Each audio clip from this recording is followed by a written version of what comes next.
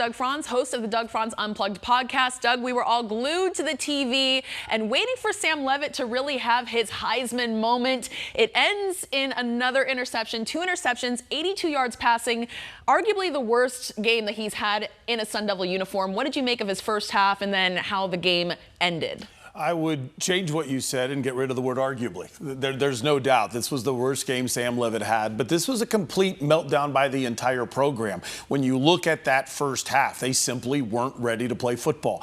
And I would have done the same thing if I'm Kenny Dillingham. I would have got them ready for the crowd noise, and I would have got them all ready for the speed of Mississippi State. But there's one thing they forgot to do, and that's play football. Right. They did not hit anybody, and the offensive line in the first half got destroyed. And I don't know what happened then to Sam Leavitt, because I believe with the destruction of the offensive line, he did not get set. So many of his bad throws, his feet were not set at all, and that's not normally him at all to do that. And then, of course, the last play was very difficult to stomach with his final interception when you said Heisman. What you're hoping for is that's his Heisman moment. Absolutely. Everyone would have forgot the rest of the game, and you can't because of that. Right. Doug, as you mentioned, ASU spent all week preparing for the atmosphere, the hostile environment, probably the loudest crowd they're going to face all season long in Starkville. And it looked like they weren't prepared to handle that noise, to handle that atmosphere. Why? Where did they go wrong in their preparation or in their play in the first half today?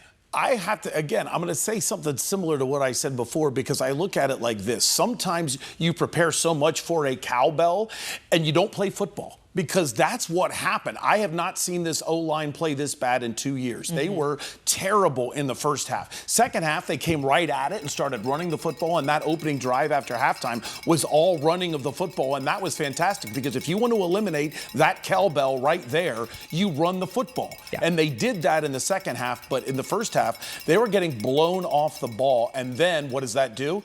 It infuriates the crowd. They get excited, and then they start ringing the cowbell even louder. Oh, yeah. The fans definitely smelled blood in the water, and they were feeding off of that. But you mentioned the struggles the O-line had in the first half, but then to start the second half the way they did, just pounding the yardage, getting Kanye Udo in for the touchdown, that really kind of changed the tide and gave him some life. They were outstanding in the second half, and even though you should be upset at some of the coaching if you're an ASU fan, I would say this shows you do have good coaches who struggled at the end, but this was outstanding. This drive is all designed runs except one, and the one run that wasn't designed ended up becoming a run because Sam Leavitt was rushed out of the pocket. But you can see that's a design run right there. You can see the pushing of the line of scrimmage back. Now it's Sam Leavitt versus the secondary, and they can't handle that. Udo was really, really good. Prayers out to Sip. That's got to be a horrible thing for him not to be able to play in this game when he is from Tupelo, Mississippi. But plays like this, that was the one that's not a designed run, and you still almost get a first down.